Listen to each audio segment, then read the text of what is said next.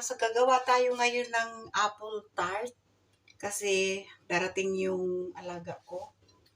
So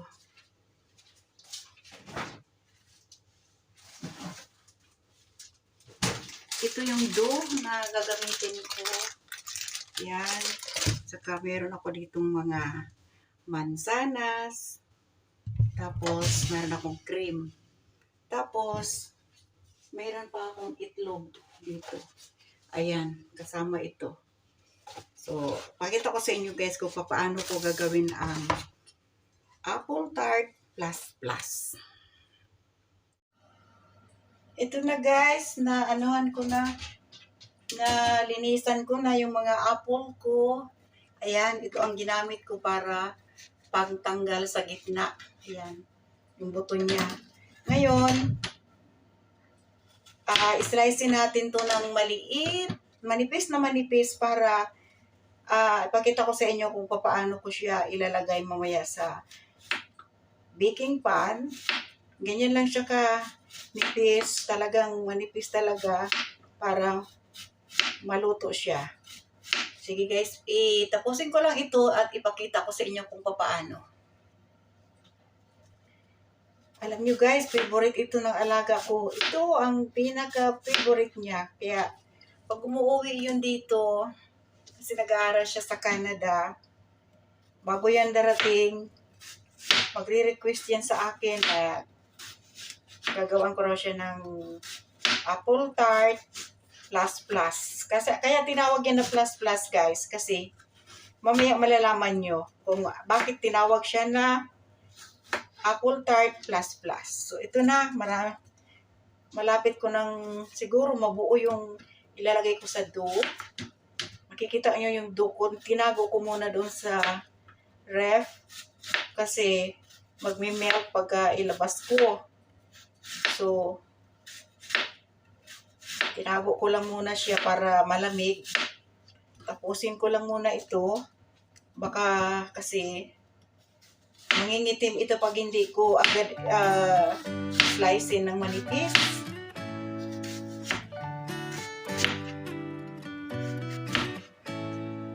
Noong una, nahirapan ako nito kasi hindi ko pa masyadong alam. Pero ngayon, okay na. Alam ko na dahil sa medyo matagal na rin naman ako sa kanila. Nalaman ko na kung paano ito gagawin. At saka pinanood ko na rin ito sa YouTube. Kaya, ayun, nag-request na gagawin ko raw siya kasi darating na siya bukas. Binata na yung alaga ko guys. 22 years old. Kasama na yung girlfriend niya bukas. Ikita ko na rin yung girlfriend niya.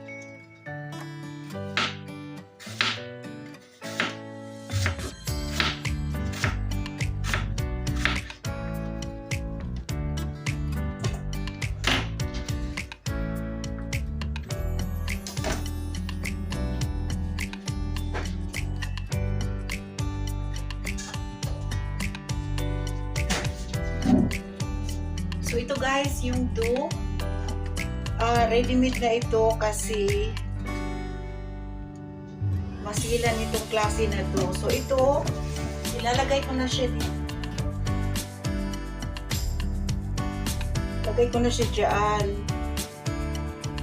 Ganyan ang paglagay niya guys. Talagang ganito pala. Ito sa kabila mag-umpisa.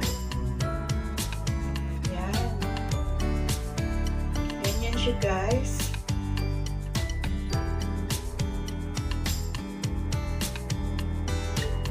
Iikutin mo yan, pupunuin mo yan. Yan ang sinasabing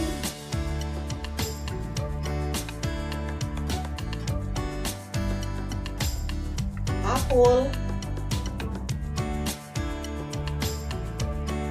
plus plus. Yan, ganyan lang.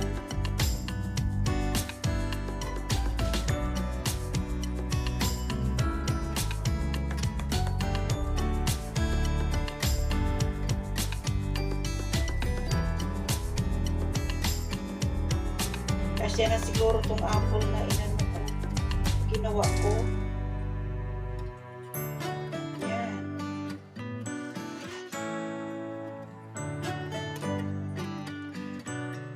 Tsaka nakauna yung oven ko, pinainit ko na para mamaya mailagay ko na siya na hindi mainit na. Ayan, guys. Ganda niyan mamaya.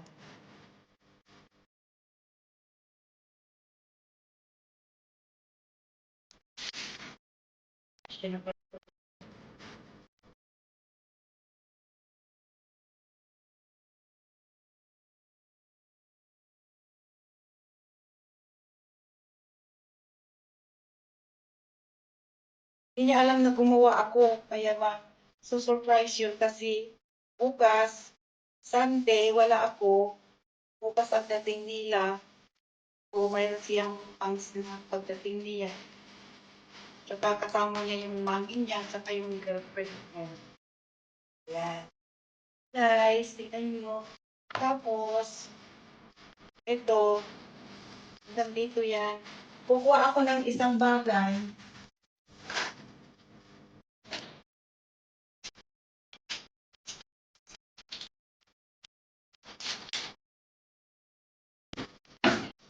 Ito guys, kukuha ako isang bagay, ilalagay ko siya dyan sa gitna. Kung sino ang makakakuha niyan, siya ang mananalo. Ganyan lang. Yan. Ikot.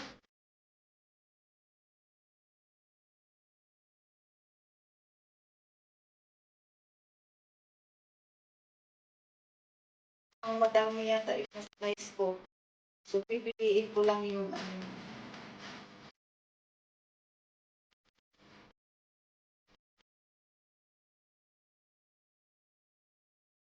manipis masyado para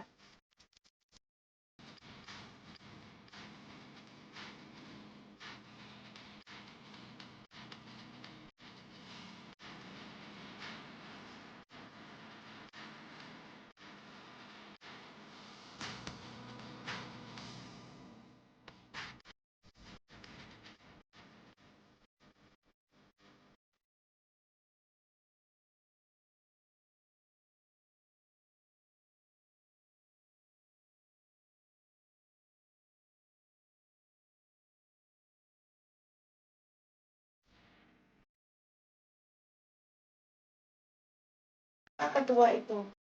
Guys, paano siyang ano?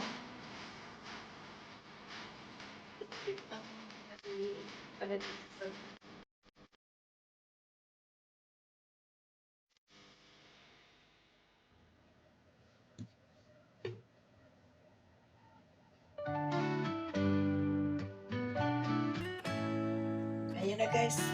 O diba? Yan guys. Ayan. Hindi pa yan tapos kasi lalagyan ko siya ngayon ng toppings dyan sa taas. So, sandali guys. Yan guys. 3 itlog. Tsaka mayroon akong cream dito. Dapat yung malaki. Teka guys, ilagay ko ulit siya sa ref para para hindi siya sobrang ayan, ilagay ko lang sa ref.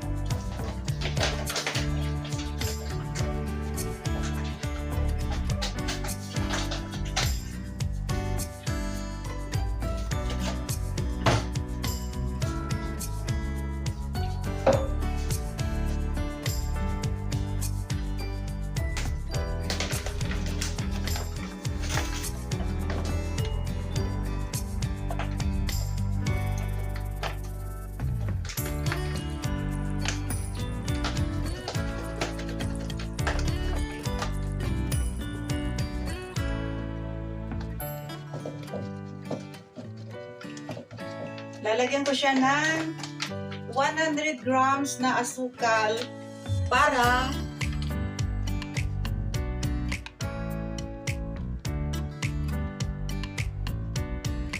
so ito na guys, ito na yung ni-mix ko na 3 itlog, tsaka brown sugar, at saka ang tawag dito, cream. So ngayon, ilalagay ko na siya dito sa taas ng apple. Yan.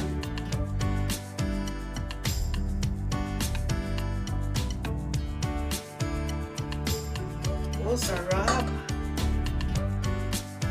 Parang natutumba ano siya. Ayan, guys.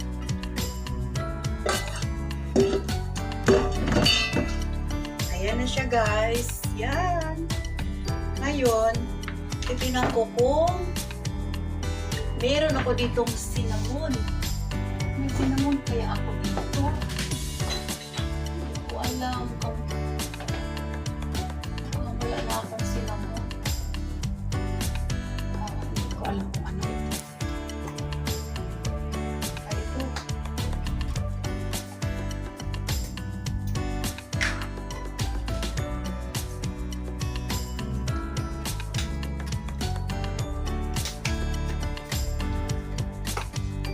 So guys, lalagyan ko lang siya ng kaunti sa taas para magiging mabango. Yan. Bango.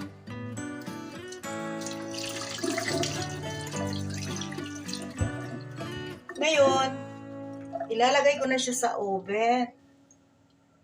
So, titingnan natin mamaya guys pagka naluto na. Okay? Ito na siya guys. Nakuha ko na. Luto na siya.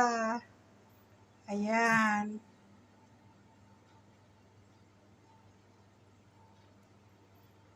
Pwede na siyang kainin. Napaka-beautiful. Diba? Teka guys, ililipat ko siya dito sa mamaya na lang. Sarap! May apple tart plus.